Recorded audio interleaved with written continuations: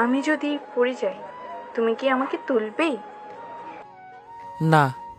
আমি যখন দুঃখ পাবো তুমি কি আমার কান্না মুছিয়ে দেবে?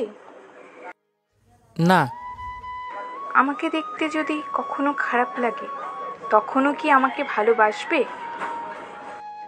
না।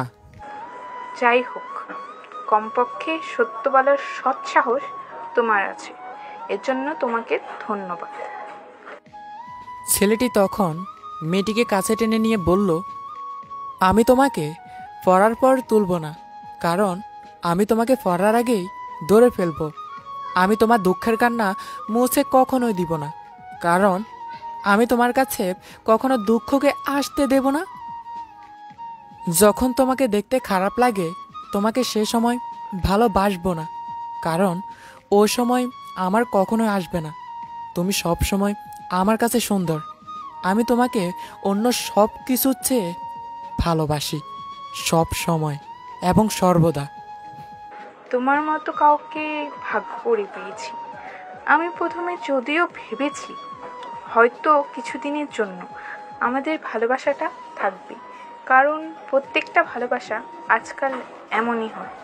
কিন্তু না, তুমি সত্যি অনেক ভালো, আর তোমার মতো প্রত্যেকটা ছেলে এমন হওয়া দরকার যে তার ভালোবাসাকে আগলে রাখবে। ভালোবাসা ভালোবাসা বললেই তো হয় না, ভালোবাসার মতো ভালোবাসতে হয়, ভালোবাসার মতো ভালোবাসা জানতে হয়। আজকে রিলেশন করলাম, কালকে ছেড়ে দিলাম।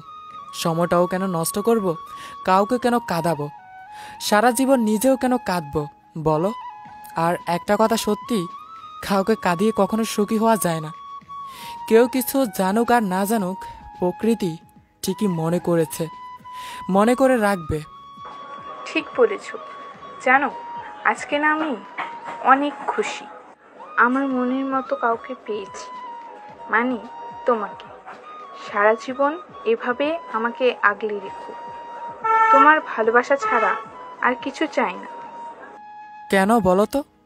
সবাই তো স্বর্ণ, অলংকার, কত কি চায়, তুমি কেন চাইবে না?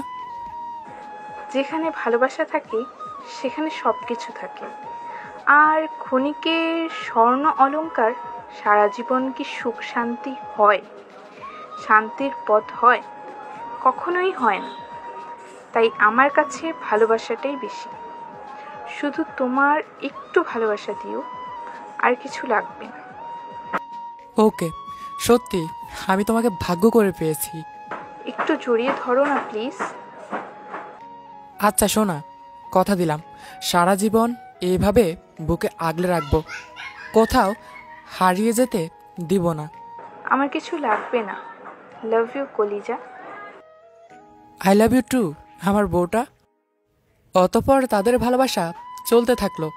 ভালোবাসা তো ভালোবাসা, টাকা দিয়ে হয়তো ক্ষণিকের জন্য সুখ পাওয়া যায়, ক্ষণস্থায়ীর জন্য না। সবাইকে ঈদের অনেক অনেক শুভেচ্ছা রইল।